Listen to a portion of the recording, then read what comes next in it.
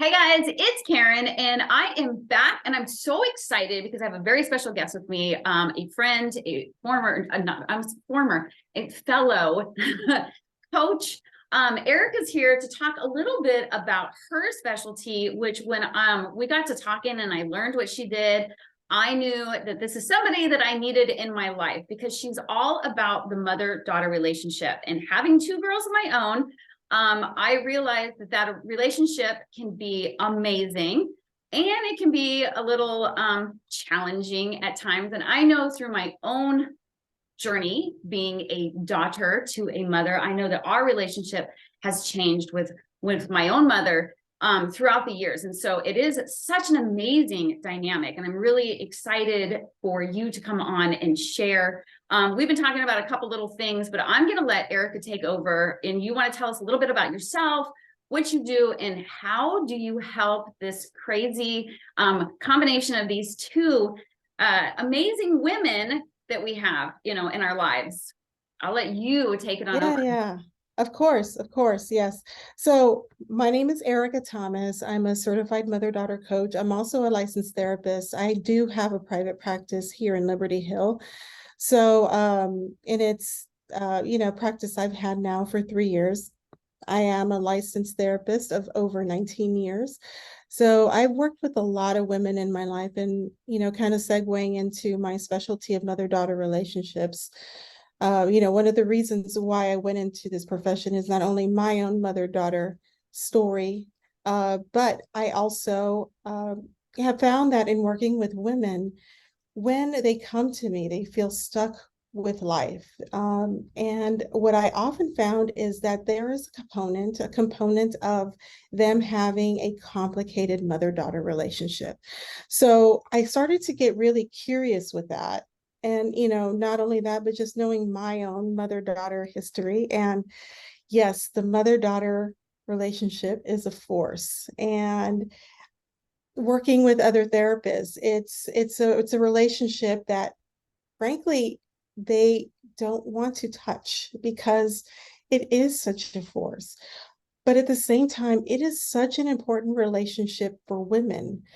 Why? Because from our mothers, we get the foundation of what it is to be a woman, right? From the very get-go, from us being little girls, we get to see our mothers be a woman, be a professional, be a partner, be a friend, and be a mother. So if we ever get, down the line where we are mothers ourselves, sometimes we do work off of that blueprint.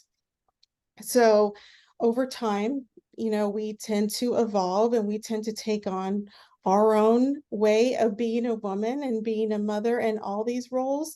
But it all starts with our mother or the mother figure that has been in your life. So, so it, as I, in being and working with mothers and daughters, I have found that, it's a relationship that, it's going to last a lifetime. And and you have to grow with it because yes, just like Karen, like you said, throughout our life stages, our mother-daughter relationship looks different. We do get to the point where we're of course mothers of babies and mothers of, just children, then mothers of teens, Right. then young adults, and then we get down the line where eventually the roles reverse. Right. And now we are the parents of our parents. So so trying to navigate that relationship across life stages is a task. So really looking at then what is a mother-daughter relationship and what it entails and why it is so important.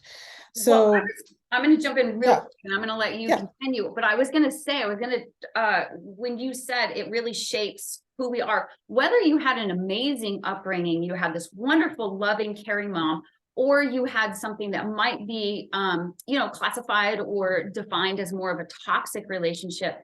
Even myself, when I'm coaching women on nutrition or fitness, body image, self-confidence, sexual wellness, because obviously that's a struggle in midlife. so much goes back to what they learned from their mother, and whether their mother, did it. Most of us as moms, we do the best we have, the best we can with what we have. And when we know better, we do better. And so much of this is shaped by the relationship we have with our mother and what our mother taught us that women do, or women eat, or the way women move, or how women talk to themselves. So it is such an incredible dynamic. So I'm so glad that you brought that up. So one of the areas that you probably focus on the most, I think we talked about, was more of the teen mother relationship, right? And really learning how to communicate with one another. So I'll let you talk a little bit about how do you approach that? If somebody comes to you, where do you start with those dynamics? With teens. Yeah. So, my specialty is, so my practice is a female-centered practice. So I work with teen girls. And I do work with also mother-daughter pairs that are teen girls and their mothers. And, I think one of the most important things really what a very important part that we look at is we do look at the mother-daughter history of the mother, because mothers don't become, mothers in a way that they're going to set out to hurt their children. They're not going to say, I am going to hurt my child and cause him all these hurts. But it is interesting because we do have these intergenerational patterns that are passed down from mother to daughter, that if we're not careful and we don't know and we're not aware of them, we pass them down to our daughters. And I know we're a little bit limited on time, but this is just something that I want your audience, Karen, to really understand that is one area. Another area, as far as working with teens, is understanding that as our kids grow up, we also have to grow up in the way we communicate with them. So teens are, the way I conceptualize teenagehood is, once a child goes into their preteens, 11, 12, they start to form this basket, their own basket. Okay. And well, let me go back. Before then, they only have one basket of knowledge. That is basically the basket of what their parents taught them, or, whoever their significant attachment figure was. Right. That is the information they go off. Once they're teenagers, they have this own basket. They have their own basket that's empty. They have the basket with the stuff they learned from their parents. And then now they have a third basket, and that is external sources of learning, Right. And so what they do during their teenagehood is, because they're trying to, I call teenagers adults in training.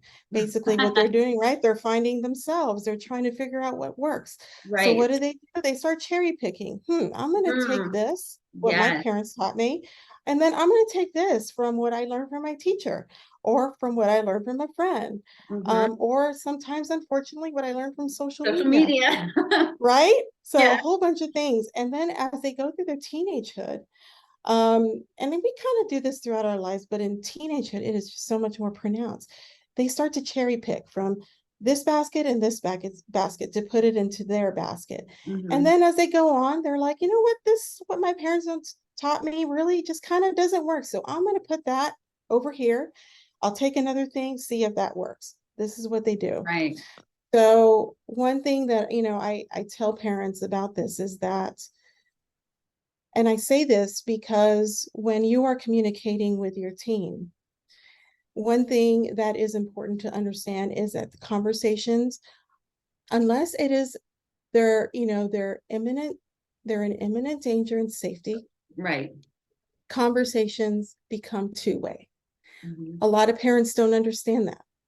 And that you have to, and conversations have to be two ways, because this is the way your teen starts to problem solve. This is the way you can teach them things on a deeper level. This is the way that you can also figure out where they are in their problem solving, so that you can help them through. Right. But so if, say, your teen comes to you and shares a problem. some parents, we don't want our kids to hurt, so we're quick to jump on solutions. Well, have you tried this? Have you talked to this person? Instead of doing that, ask them, well, what do what are you going to do about it? Mhm. What do you feel is a good solution for this? Um, have them engage you and figure out and have them problem solve with you in that way. That way you can also see where they are, and you can help them refine that. But that is a way. I know we're running a little bit short on time, but those are some of the nuggets that I did want to share as far as communicating and really connecting with your teenagers, is knowing that they're no longer children. Communication is much more sophisticated two-way, and this is your time to engage them in those two-way conversations so they can problem solve. So when they Right. leave the nest, when they leave the Exactly, have nest, those they're skills. ready. Right, They're ready, right. right? Kind of slowly putting them in the driver's seat.